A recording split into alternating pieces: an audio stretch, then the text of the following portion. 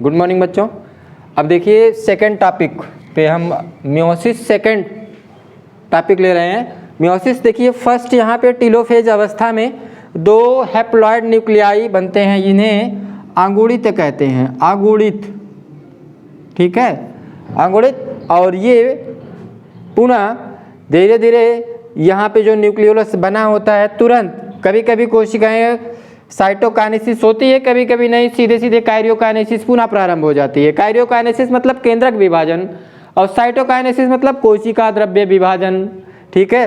तो काइरियोकाइनेसिस पुनः प्रारंभ होती है और ये तारक रश्मियाँ तो दो दो पेयर में बन जाती हैं और दोनों केंद्रक के चारों तरफ जो न्यूक्लियाई नहीं बनी है, दोनों केंद्रक के दोनों तरफ नए केंद्रक रश्मियाँ बनती हैं, तारककाय बनते हैं। और ये मियोसिस सेकंड यहाँ से प्रारंभ होती है और ये पूरी तरह माइटोटिक डिवीजन होता है, माइटोटिक विभाजन,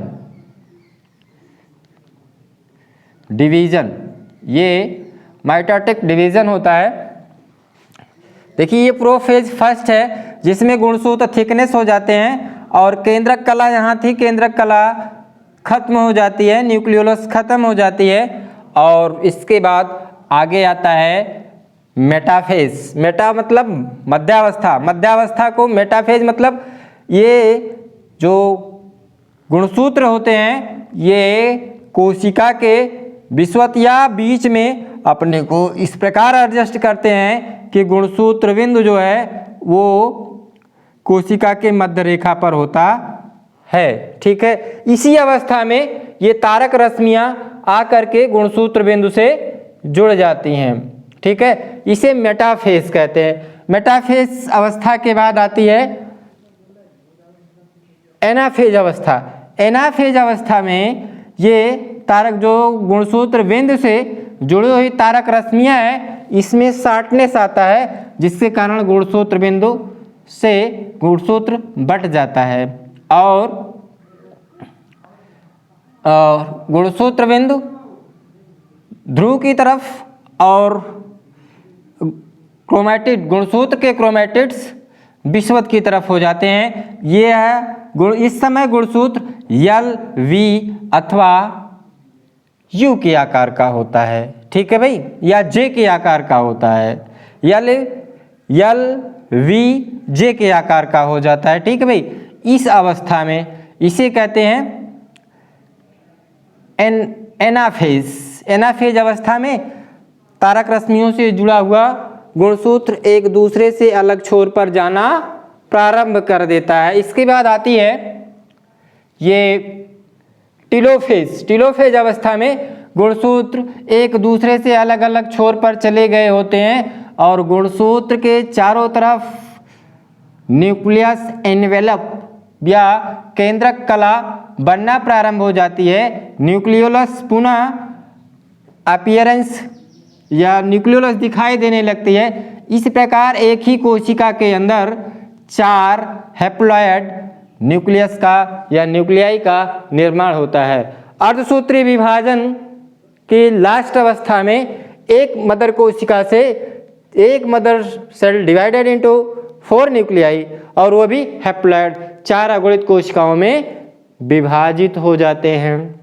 इस प्रकार से हम लोग रिडक्शन डिवीजन या अर्धसूत्रीय विभाजन का सारा टॉपिक पढ़ लिया, ठीक है। अगले दिन फिर दूसरे टॉपिक के साथ आपसे मुलाकात होगी। वास्तव में यह इसका महत्व, सिग्निफिकेंस ऑफ मियोसिस अगर पूछा जाए, महत्व और सूत्रीय विभाजन का महत्व, तो आपको बताना होगा कि देखिए सभी प्राणियों में एक क्रिया होती है जिसे कहते हैं रिप्रोडक्शन। रिप्रोडक्शन मीन्स प्रजनन। प्रजनन 2 प्रकार का होता है, लैंगिक प्रजनन, अलैंगिक प्रजनन।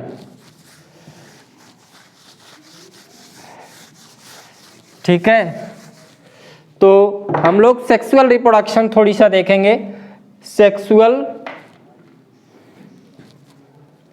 SEXUAL सेक्सुअल रिप्रोडक्शन, इसको कहते हैं लैंगिक प्रजनन। प्रजनन की वह विधि दो अलग अलग लिंग की जरूरत पड़ती है, एक को कहते हैं मेल और दूसरे को कहते हैं फीमेल। मेल को कहते हैं मादा और मेल को कहते हैं नर और फीमेल को कहते हैं मादा। मादा से मादा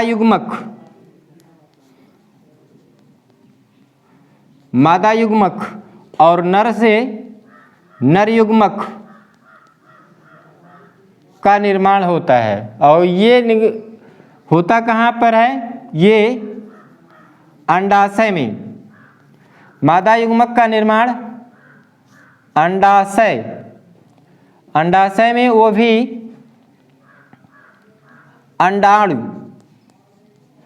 अंडाणु के रूप में। और ये नर युग्मक का निर्माण वृषण में होता है। इसे टेस्टिस कहते हैं और इसे शुक्राणु कहते हैं। ठीक है, ये नर युग्मक है और मादा युग्मक। नर युग्मक और मादा युग्मक का संयुग्मन होता है जिसे कहते हैं निषेचन। ठीक, निषेचन के उपरांत जाइगोट बनता है। ZYGOTE,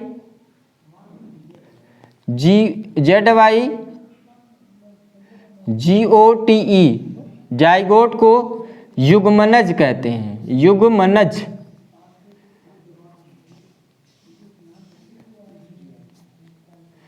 युग्मनज, इससे भ्रूण का निर्माण आगे होता है। देखिए, ये नर युग्मक जो होता है ये हैप्लॉयड होता है। नर या मादा दोनों जो निगमक होते हैं वो हैप्लॉयड होते हैं। हैप्लॉयड को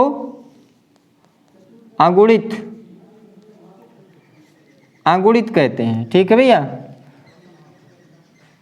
देखिए जाइगोट का हाफ भाग नर से और आधा मादा से आता है। ठीक है, जीवधारी की प्रत्येक कोशिका में गुणसूत्रों की संख्या कितनी होती है?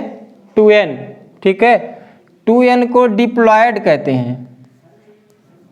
डिप्लॉयड को द्विगुणित कहते हैं।